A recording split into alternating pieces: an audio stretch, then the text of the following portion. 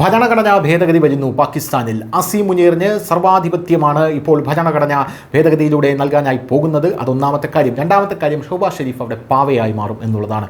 വെറുമൊരു പാവയായി ഷഹബാസ് ഷെരീഫിന് എത്ര കാലം പാകിസ്ഥാനിൽ പിടിച്ചു നിൽക്കാൻ സാധിക്കുമെന്നുള്ളതാണ് ഒരു ചോദ്യമെന്ന് പറയുന്നത്. അതിനിടയിൽ ഇപ്പോൾ വരുന്ന റിപ്പോർട്ടുകൾ പാകിസ്ഥാനിലെ ഗ്രാമങ്ങൾ ശൂന്യമാക്കപ്പെടുന്നു എന്നുള്ളതാണ്.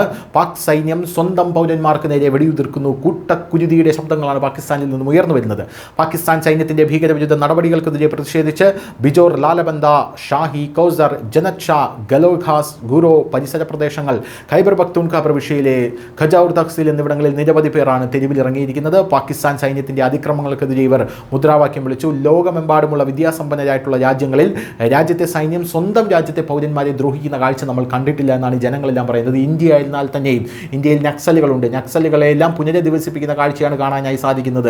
ഇന്ത്യയിലെ നക്സലുകളെ ഈ ഇന്ത്യൻ പട്ടാളം വെടിവെച്ച് കൊല്ലുന്നത് നക്സലുകൾ ഇന്ത്യൻ പട്ടാളത്തെ വെടിവെച്ച് കൊല്ലുമ്പോൾ മാത്രമാണ്. അല്ലാതെ വെറുതെ ഇരിക്കുന്ന നക്സലുകളെ പോയി ഇന്ത്യൻ പട്ടാളം വെടിവെച്ച് കൊല്ലാറില്ല. തീവ്രവാദികളെയും രാജ്യദ്രോഹികളെയുമാണ് ഇന്ത്യൻ പട്ടാളം വെടിവെച്ച് കൊല്ലുന്നത്. ഈ നക്സലുകൾ എന്ന് പറയുന്ന ആൾക്കാരെ അവരുടെ അടുത്ത് ചെന്ന് അവർക്ക് പുനരധിവാസം നൽകുന്ന ഒരു പദ്ധതിയാണ് ഇപ്പോൾ നമ്മുടെ സർക്കാർ അടക്കം രൂപീകരിച്ചിരിക്കുന്നത്. പക്ഷേ ഇതൊക്കെ കണ്ടു പഠിക്കണമെന്നാണ് അവർ പറയുന്നത്. പക്ഷേ പാകിസ്ഥാന് തത്വങ്ങളില്ല. സ്വന്തം പൗരന്മാർക്കെതിരെ ഷെല്ലാക്രമണം പോലും പാകിസ്ഥാൻ ആരംഭിച്ചിരിക്കുന്നു. പാകിസ്ഥാൻ സൈന്യത്തിന് ഈ ക്രൂരമായ നടപടിയിൽ പ്രതിഷേധിച്ച് സാഹിബ് സാദ ഹാറൂൻ ഉൽ റഷീദിൻ്റെ നേതൃത്വത്തിലുള്ള ഖജൗർ റമാൻ ജിർഗയിലെ പ്രവർത്തകർ മണിക്കൂറുകളോളമാണ് ദേശീയപാത ഉപരോധിച്ചത്.